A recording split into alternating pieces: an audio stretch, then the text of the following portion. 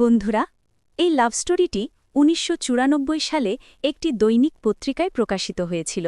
তা আজ আপনাদের জন্য অডিও আকারে পাঠকদের জন্য প্রকাশ করা হল। পাঠে আমি জারিয়াত। পুকুরি। বিল্লাল রাজু। ১। পিয়ালের ঘুম খুব শক্ত।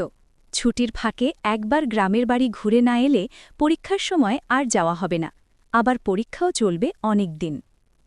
পিয়ালের মন ছুটে যায় গ্রামপথে। পিয়াল ট্রেন ধরার উদ্দেশ্যে টিকিট কাটতে কাউন্টারে যেতে যেতে ঘড়ির দিকে তাকাল। ট্রেন ছাড়তে মাত্র ৭ মিনিট বাকি। এই ৭ মিনিটে টিকিট কেটে ট্রেনে ওঠা কোনোভাবেই সম্ভব নয়। পিয়াল কাউন্টারের সামনে এক তরুণীকে দেখে কৌতূহলী হয়ে উঠল। গোলাপ ফুলের মতো তার গায়ের রং, পানপত্তি মতো ঠোঁট, ব্রাউন কালার বয়কাট চুল, কমনীয় মুখমণ্ডল, উন্নত নাসিকা, ভরাট গাল, সুতীক্ষ্ণ চোখ, সব মিলিয়ে আকর্ষণীয় এক রূপসী। ভিড়ের চেঁচামেচি শুনে পিয়াল এগিয়ে গেল।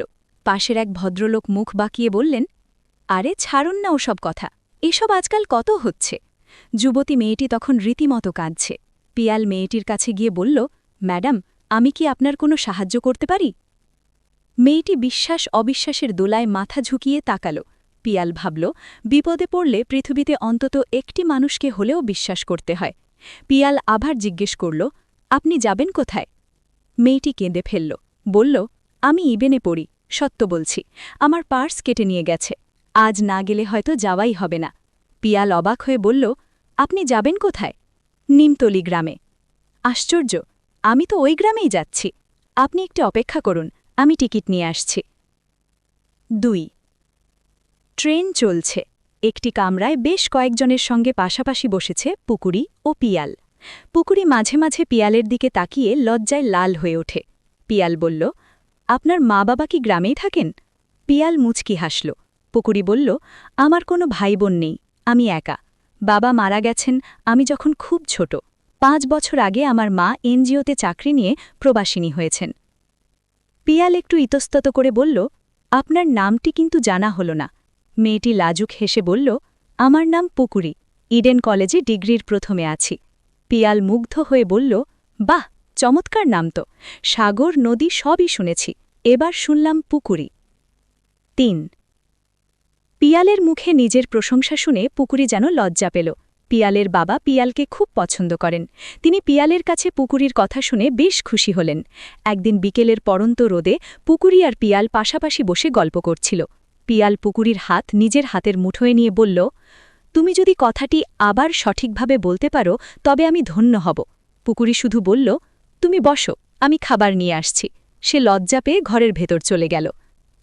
৪। পুকুরির বাবারও পিয়ালকে খুব পছন্দ। তাদের দুজনের বিয়ের কথা পাকাপাকি হয়। কিন্তু ভাগ্যের নির্মম পরিহাসে একদিন সব ওলটপালট হয়ে গেল। সংবাদপত্রের পাতায় শিরোনাম এল, ভয়াবহ ট্রেন দুর্ঘটনা। বিকেলের হালকা রোদে একটি পত্রিকা হাতে বসে আছে পুকুরি। সেখানে বড় বড় অক্ষরে লেখা, গতকাল রাত ১০টার দিকে ঢাকাগামী ট্রেনের সাথে বিপরীত দিক থেকে আসা ট্রেনের মুখোমুখি সংঘর্ষে ৫৫৬ জন নিহত ও ১২৬ জন আহত হয়েছে। আহতদের হাসপাতালে নেওয়ার পথে গুরুতর আহত অবস্থায় একজন মারা গেছে। তার পকেটে পাওয়া পরিচয়পত্র থেকে জানা যায় তার নাম পিয়াল আহমেদ, ঢাকা বিশ্ববিদ্যালয়ের শেষ বর্ষের ছাত্র। পুকুরি আর পড়তে পারল না। তার দুচোখ বেয়ে জল ঝরতে লাগল। তার সব স্বপ্ন যেন এক নিমিষেই ভেঙে গেল। পুকুরির বাবা কাছে এসে দাঁড়ালেন। পুকুরি নড়ে না, কথা বলে না। সে কেবল শূন্য চোখে দূরে তাকিয়ে থাকে, যেন হারানো পিয়ালকে ওই দূর সীমানায় খুঁজছে। ভালো লাগলে একটা লাইক, শেয়ার, সাবস্ক্রাইব আশা করতেই পারি।